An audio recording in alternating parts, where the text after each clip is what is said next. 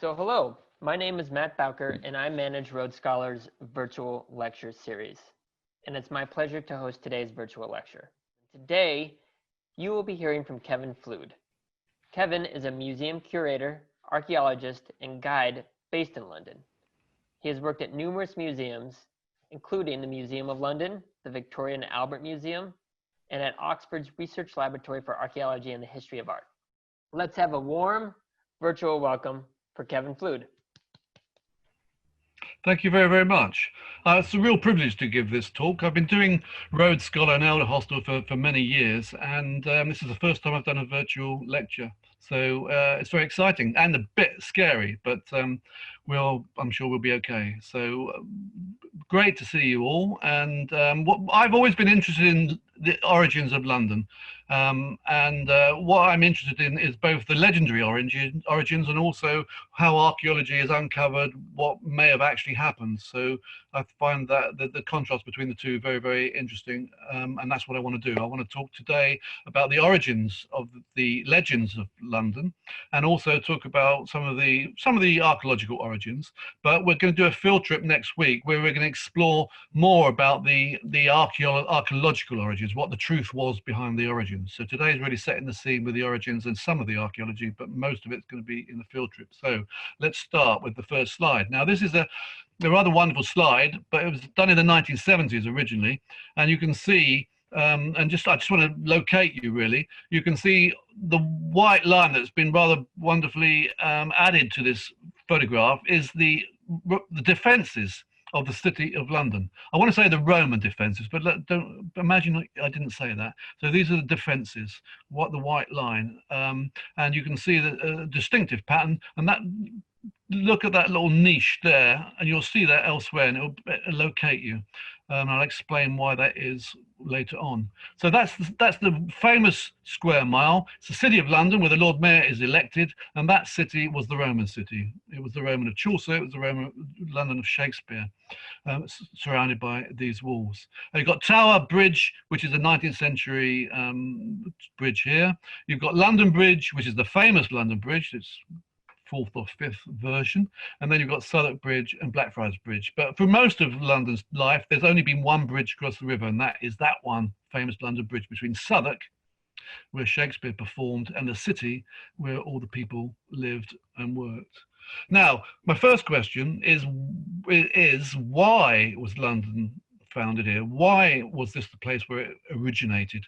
And the answer is there's three main reasons which all work together. But the main reason is because the combination of a bridge and a port. Now, this bridge, when it was built, that's the lowest bridging point across the River Thames. No one built a bridge further east until 1890 when Tower Bridge was built. So it's the lowest possible bridging point. That's why it was so important. And that most towns in southern Britain have got roads that lead to that bridge. So it's really a centre of an amazing road system. Secondly, this is a great port. It's an inland port, which means it's not subject to great storms. So it's a safe port, but it's also interesting because it allows you to come right into the heart of England with your goods. But even if the wind's blowing in the wrong direction and you're on a sailing ship, which most people were, of course, you can get up here. And because the tide brings you up, so it's tidal. So it's an 18-foot tide, and you can come right the way up here, even if the wind's in the wrong direction, or you can go back out if the wind's in the other direction. So it's a great place for a port with a road, bridge that supports it. And then you've got a great place for a city because it's not on the floodplain. Everywhere else around here floods, but this area doesn't flood. And so it's a great place for a city, great place for a port, great place for a bridge. Putting them all together, it's dominated British history, and some would say European history, because of such a great geographical location. So that's why they found it here. But when, is the next question, did they find it? So let's imagine the originators knew that they originated it, but then the Romans came, and then the Romans left, and then the Dark Ages came, and in the anarchy of the Dark Ages, people forgot. There are Roman books that survive. Julius Caesar wrote one, for example, but not many written words about Rome and Britain, so we kind of forgot our origins. And in 1136, this man here called Geoffrey of Monmouth wrote this rather wonderful book called The History of the Kings of Britain, written in Latin originally. And Geoffrey was Welsh, and that gives you a key to one of the things he was interested in. Basically, if you ask for a history of England, you'd get history of Britain, you get history of England, of the English-speaking people who came here after the Romans, and you'd get a history that started with William the Conqueror in 1066, or a history that started with Alfred the Great in the 9th century. What you wouldn't get was the history of all those kings of Britain who were here before the Romans.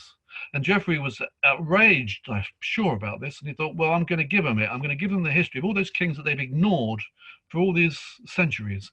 And he created this book called The History of the Kings of Britain. It's got King Lear in it, it's got King Arthur in it, it's got all these famous kings in it. And he brought it to us. Some people think it's storytelling, other people think it's legend, other people think it's history that historians refuse to accept. But anyway, very influential book. The story begins really with Brutus of Troy. Now, Brutus is also called Brito, and according to Geoffrey of Monmouth, he named the island Britain. Previously, it was called Albion, but Brutus settled in the country, and he decided to call it after himself. So it was called Britain, Brutus's country, or Brito's country. So that's where the name is supposed to have come from, according to Geoffrey of Monmouth. And so Brutus was the founder. And as you'll see from his name, he's from Troy. He's a Trojan. Now, the thing that Geoffrey would have known, and we all know, is that, well, maybe we don't all know this, but basically what happened was the Greeks fought the Trojans, and at Troy, when Troy was burnt at the end of the Trojan War, only one member of the royal family of the Trojans escaped, and his name was Aeneas. And you can see Aeneas in this romantic painting here. That's him with a helmet on. He's rescuing his family. I think that's his, anyway, he's rescuing his family, and he escapes. And his destiny is to go to Italy, where his descendants will found Rome. So that's who Aeneas is. Now, Aeneas is the ancestor of Brutus, who founded Britain. And Geoffrey may have chosen that because Aeneas is more famously the great-grandfather, I think it is, or grandfather, of these two people who you will know are Romulus and Remus. And these are, Romulus gives his name to Rome, and these are feeding from the wolf, which is part of their legend. But in fact, they were descended from Aeneas, as was Brutus. So what this legend tells us is that London is as old as Rome. London is as important as Rome, both founded by Trojans in opposition to Greeks. Anyway, so that's the legend. Now, what happened was that Brutus was exiled from Italy, and he and 300 shiploads of his Trojan compatriots sailed all the way around the Mediterranean, up the Bay of Biscay, and they landed in Devon, where that red spot is in this slide over to the right. And very nice of them. The locals have shown you where he landed. That's Brutus's stone on the ground, and this is a sign saying, look, this is where Brutus set foot first in Britain. That's the legend. Having landed, he then had to wipe out the native inhabitants. I mean, genocide is what he actually did, but the native inhabitants were giants. And there you can see in the back, if you look at the slide over to the left, you can see in the background these two long, tall, thin people with hats on. They're giants. These smaller people here are Brutus and the Trojans landing, and they're killing all the giants. Having killed off the giants, he then explores and finds this rather wonderful river called the River Thames. So I'm now going to go over to the next slide. No, not the next slide, but the next, the detail here. That's the River Thames in the top of the picture. Here is King Brutus with his crown and scepter, and he's pointing out, I'm going to found a new city on the River Thames, and it's going to be called, not London, I'm going to call it New Troy. Troia Nova. New Troy. Troy New. Troia Nova. And here are the stonemasons making that new Troy. And this was about 1100 BC, just after, not very long after the fall of Troy, according to, as I keep on saying, legend. Another depiction of almost the same scene. That's the little normal-sized Brutus and the Trojans, and here are the British giants, the Gog and Magog, the two giants with their hats on. These are the Trojan ladies who are in the foreground, therefore big, and they're in the background and giants. Anyway, so these are the Trojan ladies landing in this glorious country that is Britain. So that's the legendary foundation of this new green kingdom, which is a Trojan kingdom and which is henceforth known as Britain. The giants are all killed off and it's now a safe place for Trojans to live. That's why our great institutions in the City of London are like the institutions of ancient Rome, according to these old storytellers. And these are those two giants that you saw in those illustrations, and these are statues of them. And these statues were in the Guildhall of London, where the Lord Mayor of London is elected.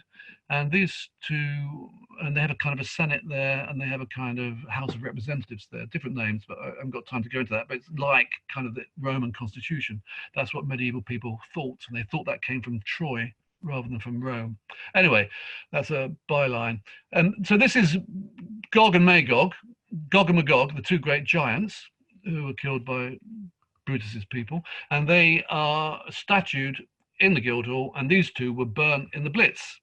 So it's an old photograph. And they say, when you go to the Guildhall, this is the Guildhall, where the Lord Mayor of London is elected every year, where the City Council, City Corporation, which is the Council of the City of London, meets. It's a medieval building. And on the right, you can see the new, I think it's Magog, a giant that replaces the one burnt down in the Blitz. So that's the post-World War II native giant. And what he says is, hey, London was founded at the same time as Rome, roughly about the same time as Rome. Now, whether it's true or not is another issue, but that's what it says. That's what it's saying to you, the antiquity of London. This is an old medieval illustration of New Troy. You can see it's a bit of a fantasy. It's a bit like a Loire chateau, in fact, but that's a depiction of New Troy, Troia Nova. So, as I said, this legend becomes fascinating to Londoners and literary folk. Chaucer does it. Shakespeare's interested in it. He's got a character called King Lear, Cymbeline, I might have said this before, and all the way to Blake. But this is 16th century, and this is Richard Pinson's illustration. Now, Pinson was one of the first printers in British history after Caxton, and he printed this book, which I'm not going to go into any great details of, but if you look up there, it says Brute builded London. Brute and his men, it says at the bottom there, top line at the bottom. And here he's depicted what looks like medieval or Tudor London, but in fact, therefore, is Brutus's London. So it's actually not London, it's called Troia Nova. And it's quite interesting, just to give you an idea of what London was thought to be. It's got a beautiful river. You know it's beautiful because there's a flower growing there. It's got a fantastic bridge with 20 arches. Only 2 of them are shown, but one of the greatest bridges in Christendom. It's got an amazing castle called the Tower of London. It's got an amazing church which towers over London, which is St. Paul's Cathedral. That's before the Great Fire of London. It's got loads of churches. You can see them dotted around the city. Loads of people. It's got countryside around the outside of it, and it's got a wall all the way around it, making it a super strong city.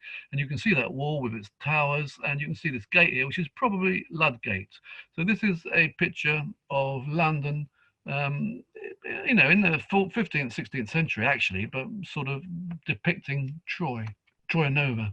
Now, let's just look at this legendary lineage of Brutus. So reminding ourselves that at the top is Aeneas, a Trojan member of the royal family, related to Hector, and Priam and Paris. And then 3 generations down, you've got Brutus. And Brutus was the founder of Britain. And then Brutus had all these children. I'm not going to go into any details about them. You've got the medieval manuscript over to the left, and you've got the translation of it over here, at least of the family tree. And at the bottom, I'm interested in Bladud and King Lear. Now, you all know who King Lear is.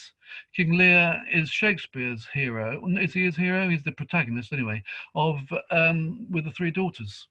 And he divides the kingdom up between his 3 daughters. Now, that's a story, but according to Geoffrey Monmouth, he was the king of Britain. and his father was King Bladud. So let's leave Lear behind and go and see his arguably more interesting father. This is Bladud. Statue of him in Baths. If you go to the Great Baths in Baths, in the Sacred Spring, you'll see this statue, and it is of King Bladud. Now, Bladud's story is interesting. He had leprosy, or skin diseases at least. He was exiled from the court as a young prince, and he became a pig herd. He was herding his pigs in the area of Bath, where there was this bubbling hot water and lots of mud. He smothered the mud onto and bathed the pigs in the water, and the pig's skin became much better. So he thought, well, what's good enough for my lovely pigs is good enough for me. And he smeared mud and bubbling spring water all over him, spa water. And lo and behold, his leprosy was cured. He went back to the court, and eventually he became king of Britain. And maybe because he was amazed by the power of this substance, he became interested in what we would now call science. And according to legend, at least, he became a necromancer. And his greatest success as a necromancer is depicted on the left, which is him building a flying machine. It's a rather simple flying machine in this particular depiction of it. He made a flying machine, which meant he could fly. And again, according to legend, I have to keep saying this, he flew over London, and his flying machine went wrong, and he crashed into a temple, either the temple of Diana or the temple of Apollo. People disagree. And he died. So that was the end of King Bladud, and his son, King Lear, took over, and the rest is Shakespeare. Now, they had children who had children who had children who had children, who came down all the way down to the time of of Julius Caesar. And this is a statue of Julius Caesar. Now, he mentions a man called Julius Caesar, writes a book, and he mentions a man called Cassivellaunus. Now, Cassivellaunus is also mentioned by Geoffrey of Monmouth. But the problem for Geoffrey of Monmouth at this point is he's got this city called Troia Nova. And Julius Caesar, in his book, says, oh, we got to the River Thames, as you can see in this reconstruction, and the territory across the River Thames was the tribe of the Trinovantes, the most powerful city in the area. Now, Geoffrey read that translation from Latin as the Trinovantes, the most powerful city in the area. So that was London, as far as Geoffrey of Monmouth was concerned, and it was the city of the Trinovantes, which is a tribe that we know actually did exist, and so that town would be called Trinovantum. So that's where Geoffrey of Monmouth gets this idea of there being a pre-Roman city on the banks of the River Thames called Trinovantum.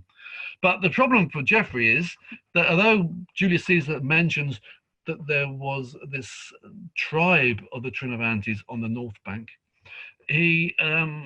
subsequent Roman authors call that city London. So he's got to get from Trinovantum to London in the time between Julius Caesar's invasion and Emperor Claudius's invasion 90 years later. So what does he do? He invents a brother of King Cassivellaunus. Cassivellaunus is a real historical character. We've got coins of him. And he invents or finds a story about a person called King Lud. And on the right, you can see a medieval statue of King Lud. And he was the brother of Cassivellaunus, who was a real person.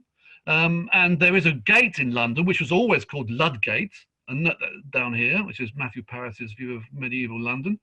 St. Paul's in the background. And one of these gates is Ludgate. It was called Ludgate, no one knows why. And Geoffrey of Monmouth said it's called Ludgate, of course, because it's named after the great King Lud. Brother of Cassivellaunus. And what Lud did was he was a great builder. He made London magnificent, and he was the first person to put a brick wall around it. And that walled city was changed from being Trinovantum to being called Lud's Dun. And in Welsh, in British, in Celtic, in those group of languages, the word dun means castle. So it was called Lud's Dun. And from Lud's Dun, we get the word London. And when the Romans come, they think, oh, it's called London. We'll put an eum on the end of it, and it's Londinium. So that's how Geoffrey of Monmouth gives us this amazing history from the Bronze Age, when it's called Troia Nova, through to the Iron Age, where it's called Lud's Dun, through to the Roman period, where it's called Londinium. And it's all seamlessly put together in these amazing stories. Now, coming back to, so In the 16th, 17th century, people get a bit better at history and they start finding these Roman authors and start trying to piece it all together. And one of these great antiquarians is called William Stukely. And he created this map, which I've only actually recently found this out, actually. But this map I always thought was a go at showing Roman London, but it isn't. This is a map of showing pre-Roman Lud's town. This is Lud's done. Now, how do we know that? First of all, it's got a Greek word here, meaning river. Secondly, the wall hasn't got that little niche in it. Well, there's a little dotted line here, which you probably can't see, which is that niche. But the wall goes round like that. So this is not the Roman circuit of walls. This is another Roman circuit. So I went on by accident. So this is another circuit. Yeah, this is another circuit. So this is therefore the Trojan city. He's depicted it with a few things. He's got a pharos here at Billingsgate, which used to be the fish market of London, the main port of London down here. And that's a lighthouse, named Billings Lighthouse, Billingsgate's pharos. There's Billings Castle here, which is obviously the Tower of London to be.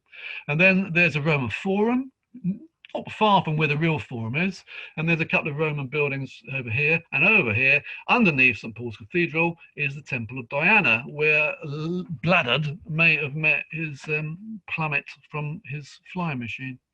So that's a view of pre-Roman London.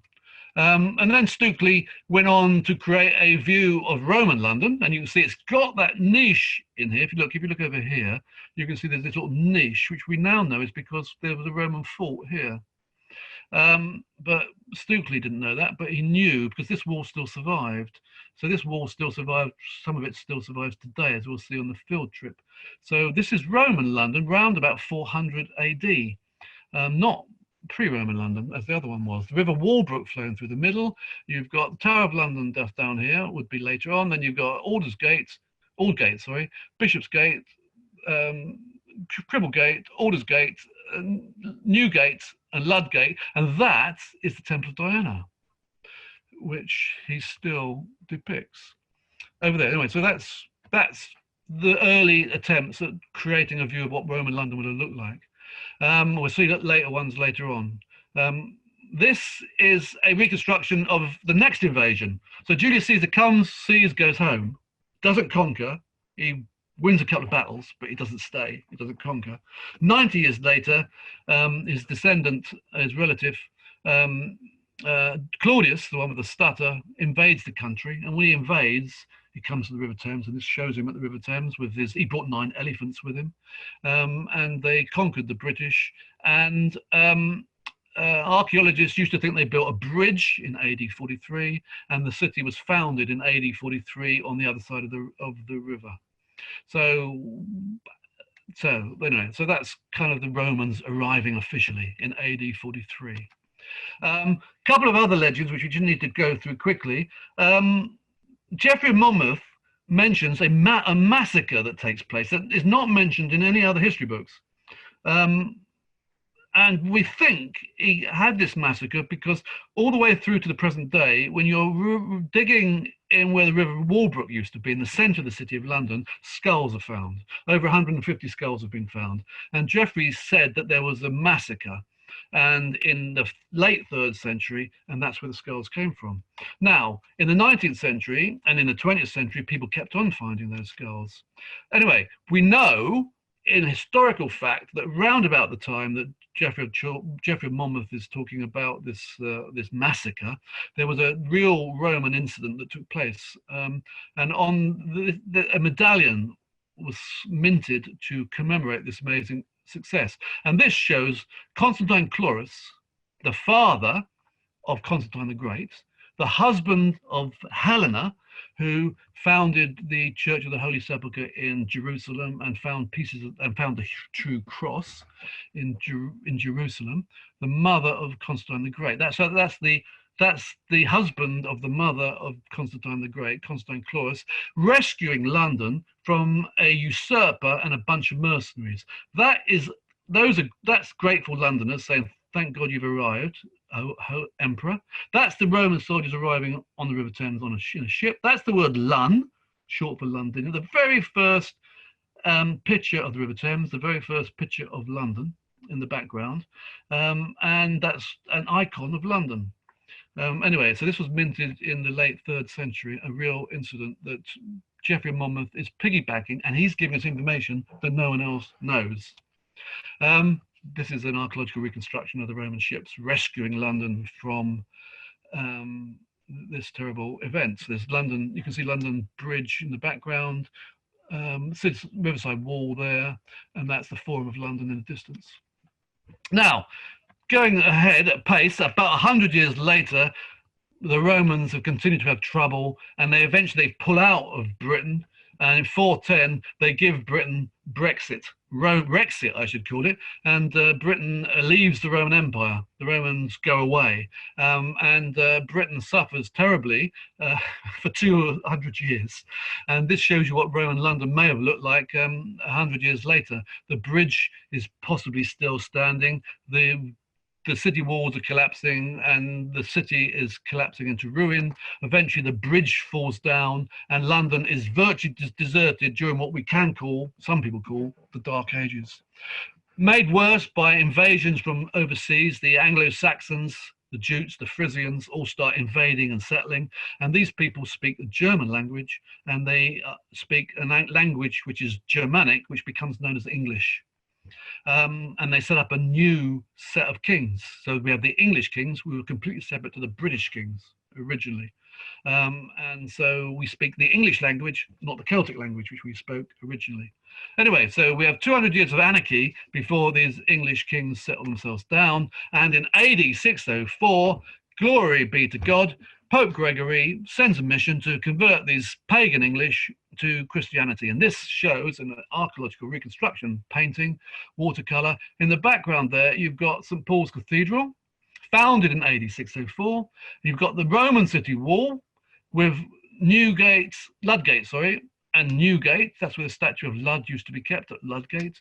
And that's Newgate over there. Then you've got the River Fleet, Fleet Street, bridge over the River Fleet, and that might be St. Bride's Church in the distance. But the point about this is, in AD 604, the Anglo-Saxons, the English, the invaders become Christian. And from then on, from AD 604, London redevelops, and London grows and becomes greater in strength virtually without stop, apart from the odd plague and the odd war, the odd Great Fire of London, all the way through to the present day. And that's kind of the legends of London, and quite a lot of the history of London as well. Now, I've got a few minutes to continue. And so that was the legend. So archaeologists are looking for prehistoric London. They're looking for when Roman London was exactly founded. They're looking for what happened in the Dark Ages. And that's what we're going to be doing on this guided walk, this guided field trip next week.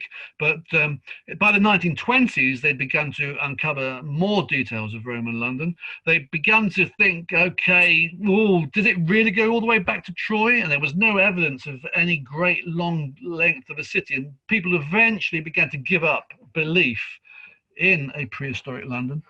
And they changed the date of the foundation to AD 15 or AD 43 of the Roman city. And all sorts of changes were introduced by archaeology in the 20th century. And this is a 1928 view of London.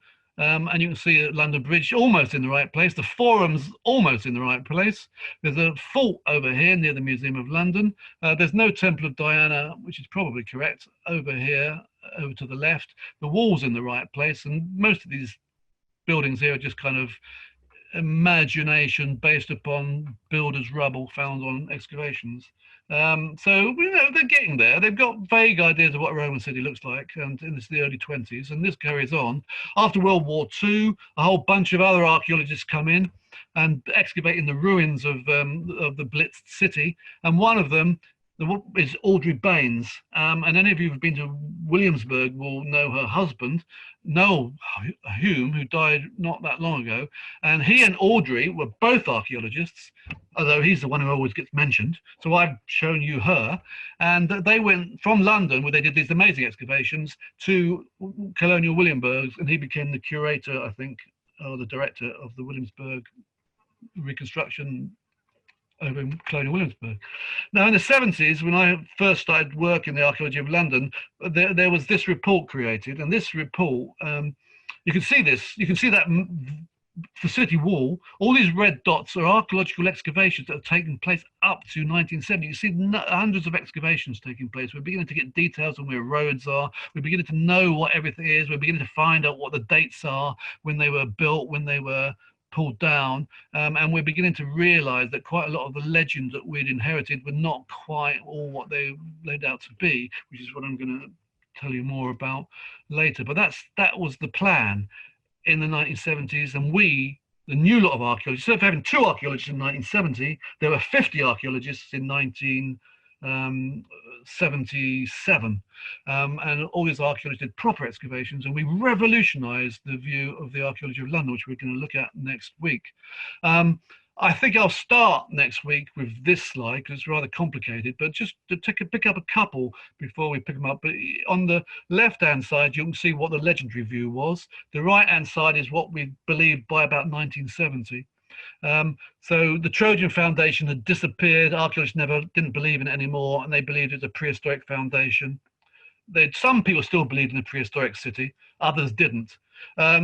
The skulls in the Walbrook were not thought to be a 3rd century massacre. They were now a massacre of Queen Boadicea. The walls were not built by either Lud or Helena. They were built by somebody else in 180 to 200 AD. And after that, kind of the late Roman views were not that dissimilar to the story of the legends of Geoffrey of Monmouth. So the left hand is Geoffrey of Monmouth, the right hand is sort of a view of either 1920 or 1950s, and some of these views were held up to about 1980. But yeah, so that's what I want to finish. This is the excitement we're going to see. We're going to see how archaeology can completely revolutionize our view, traditional view of history, which even archaeology has supported right up until the 1970s, 1980s. So the big thing was, so finish off with, prehistoric London seems to have disappeared. Roman London is now solid, disappears in AD 40. When the Romans go, chaos, London is deserted, and then London begins to grow again with the foundation of St. Paul's in 604 AD. That's what the story was when all these 50 archaeologists piled in 1977, 74 to 77.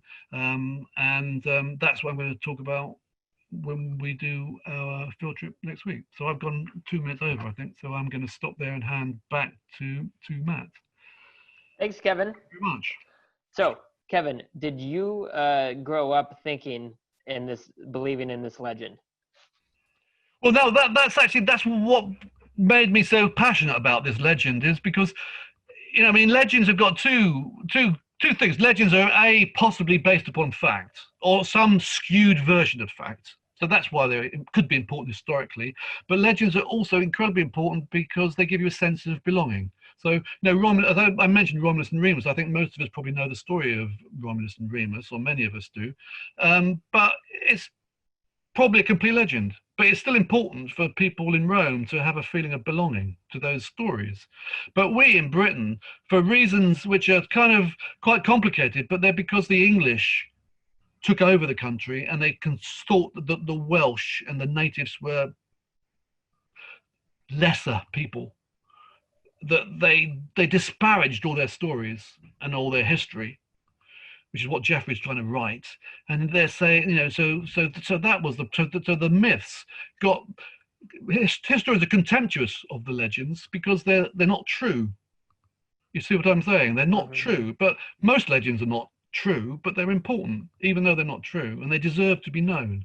So my opinion is these stories are interesting. They deserve to be known, and people should know them. And I think they'll come back into history because people were no longer prejudiced against the Welsh and the British. Interesting. So we have a few questions just to clarify a few things. So there was a Roman London, and approximately how many centuries did it last? And when did it end? Roman London, we now think, was founded 7 years after the invasion by Emperor Claudius in AD 50, which is 1,000 years later than the legend has it being founded. But it probably was founded in the same way, which is there was no settlement before, and somebody looked along the river, found the best bridging point, which is what Brutus was said to have done. It's exactly the same method, even though it was 1,000 years later. So yeah, London was founded in AD 50, and it went all the way on to 410. So 350, 360 years. Okay, and then at 410, that's when the English arrived, or that's when the Well, the 410 is a traditional end date. What actually happened was in 407, the British threw off Roman rule, and we ruled for ourselves. But in 1 year we had 4 emperors, and then 3 years later we wrote a letter to the Roman emperor saying, "Please, we're in trouble. Can you come back and help us?" So in 410, we said to the Emperor of Rome, "Please come back and help us, we're in trouble." And the Roman Emperor said, "Well, actually, I've got the Alaric and the Visigoths at the doors of Rome. I can't help you. You're on your own. You can raise your own troops." And that's the official end of Roman London, 410. It's when the Romans said, "We can't help you anymore." So Susan asks, at what point did the English language develop? That, for 99.9% of people, is not controversial, and for about a certain number of people it's become controversial. Basically, by far the majority view is that British English was brought in the 5th century, around about 450 AD. 40 years after the Romans left, the Anglo-Saxons started settling. And so that language was brought in over the next 200 years between 450 and 650. And so we stopped speaking Celtic or British or Welsh, names for the same sort of thing, really. Celtic is Celtic. Welsh is a version of British, which is a dialect of Celtic. And that was spoken in Britain before the English came. And the English came in 450, and they got rid of Welsh, British, Celtic, and they replaced it with English in 450 onwards. Okay, and going back to Geoffrey's, what was his last name? Geoffrey Monmouth. So his book, which is what your presentation was anchored around, where did he get his information? Did he make most of it up? This is a question from Connie, by the way. Connie, my daughter's called Connie, and that's a very smart question, as is my daughter, who's having a baby in a week's time, by the way, just to let you know. By the field trip, I might be a grandfather. Okay. Anyway, but going back to that really good question, which was that, sorry, remind me the very good question. Okay, so Connie wants to know, where did Geoffrey get his information? Where did that's an excellent question, which if I had more time, I would have dealt with. Well, that's the big issue. Geoffrey said, I'll tell you what Geoffrey said. He said he found a certain book, and all the stories were in the certain book, but he never produced the certain book. So people are divided about whether the certain book ever existed, or the certain book was folklore, stories, and folklore and legends, or the book never existed and he made it up. So he was either a liar and a fabricator of stories, or he was a great folk teller. And when you read King Lear's story, he's a great folk teller at the very, very least. Or he's picking up, he had a written record which never survived. Okay. I think it's folklore. He was rooted in folklore. That's why it's so important, because these are really important stories, even though they may not necessarily be true.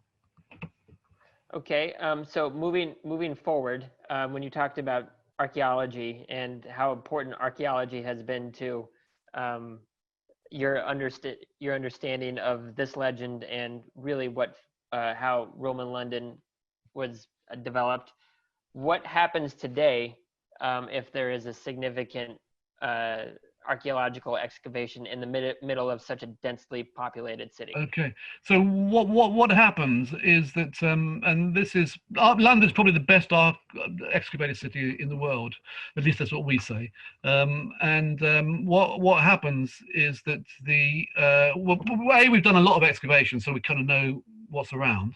So if you want to, if you're Bloomberg and you want to take a whole block and make a financial centre in the central city of London using £1 billion, what he will do is he'll ask permission to build, and part of that permission will be sent over to the archaeological team, and they will say, he wants to knock this bit down. We excavated next door to it, and we found a Roman temple at 20 foot below the ground surface, and we know that the basements only go to 15 feet, so we'll have 5 foot of archaeology over 100 square feet, and they will then write a report saying, well, part of the temple will be there. We know that the main street will run through here, that there's a medieval church that was named on the site.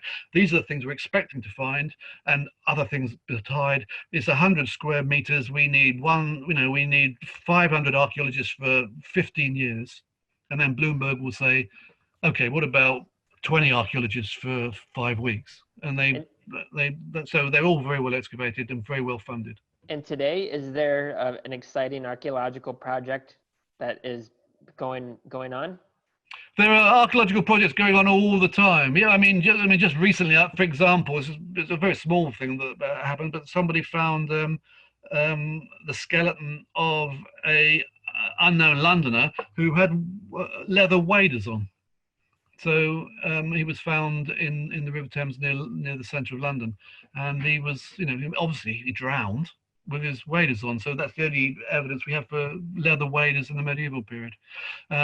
We did this great excavation underneath the Bloomberg site, which is the last great excavation, which was absolutely amazing. It was called the Pompeii of the North, which I'll talk about when we do our field trip. And then recently, the most recent great excavation actually was just outside the city, where they excavated the first theatre of the Tudor age. And if you look back over the records over the last 20 years, you'll see they've excavated the first theatre of the Tudor age about 4 or 5 times, because they keep on finding one older than the one before. So we have time for just a few more questions. Could you, Mary wants to know, what is the relationship of London to York, Chester, and other Roman forts? Right, okay, interesting. Well, okay, so basically, Leicester, Worcester, Towcester, Chester, Chichester, Wroxeter, Worcester. The word Chester means walled town, or in other words, Roman town. So so the Romans had a local government system. So each local area had a town that was like the county town of it, and that was called Chester. So so at Chester, that's why we've got so many Chesters, like Winchester. Now, so London so those are all local capitals. And there are lots of them, one for each county, not that the Romans used. The Romans used the word civitas. Anyway, so they were all over. Now, the Romans had one capital at the beginning, and that capital originally was Colchester, but it then moved to London. So London was different to all these other cities because it was the capital of the whole province of Britannia. But they found it too hard to rule the whole of Britain from London. So they divided Britain up into 2 provinces. London was the capital of one province, and York was the capital of the other province. So what London has in common with York is that they're both capital cities. And later on, they divided Britain up into 4 or 5 provinces, and Chester was one of the most important of those other cities. So London and York are the twin capitals, and Chester is one of the most important of the second tier of Roman cities. So Judith has a question, and perhaps you could just expound on this anyway, because we have a few questions about the origins of and how people think of their heritage in London. Do most English have Celtic ancestors? Do people think of themselves as having Roman ancestry? Again, it's a great question. Arguably, you could have done that, but okay. So I'm going to give you a cod history of what the English. This is English history. I mean, English traditional history is basically there were a bunch of barbarians who lived here who were the Celts. They were civilized by the Romans. The Romans went away, and we went back into being uncivilized again. And then the English came who civilized us again. And then we were quite civilized and rather a great nation. but we lacked polish. And then the French invaded us. And with the joining of the French and the English, we became the greatest nation in the world. That's the history of England, which is what gives you Brexit and other things. That's the way we kind of look at it. Now, the interesting thing, so we've always looked down our noses at the native Britons. I mean, my first history book talked about them being they had woad on their faces and they had tattoos on their faces and they had wild animal clothes. They didn't even have tailoring, which is totally untrue, but that's how we were taught, the people who were here before the Romans. And so basically, I would have, in fact, about 20 years ago, I would have told you that I would have told you I was British, actually. But if you argued with me, I would say I'm English. Now, DNA, we've now done DNA, and we've discovered that most of the people in Britain, England, who think they're English, i.e. Anglo-Saxon, are actually Celtic. So we're mostly Celtic. So the Welsh know they're Celtic, the Irish know they're Celtic, the Scots know they're Celtic. We've always thought we were something different. But what's obviously, what DNA shows us is that most of the people who were Celtic in England survived. And they survived. Their genes are in my genes. And what happened at some point, my ancestors decided that they were going to identify not as British anymore, but as English. And they learned English and they became English. So we all think we're English, but our genes show us that we've got, like 90%, 80-90% of Celtic blood in us. So but if you ask, to answer your question, if you asked most English people, what are you? They would say English. They would not know this DNA analysis. So it's not something that has really percolated through the education system, and only kind of the archaeologically aware would know that basically most of us have got sort of 80-90% English, and then we've got Celtic, British, Welsh, and then we've got then we've got a small proportion of us which is English. Okay. So if you go to Wales, Ireland, west coast of Ireland, they're 100% Celtic. If you go to the east coast of England, there'll be 75% Celtic and 25% English, and it will be a gradient in between the two. It's very, very interesting. The DNA is absolutely fascinating. So I'm very excited because next week you're going to take us on our first virtual field trip, so we can see up close some of these sites that were so significant in understanding this legend better. So thank you very much, and thank you. We'll see you next week. Okay, thank you. Really enjoyed it. Thanks very, very much, and see you next week.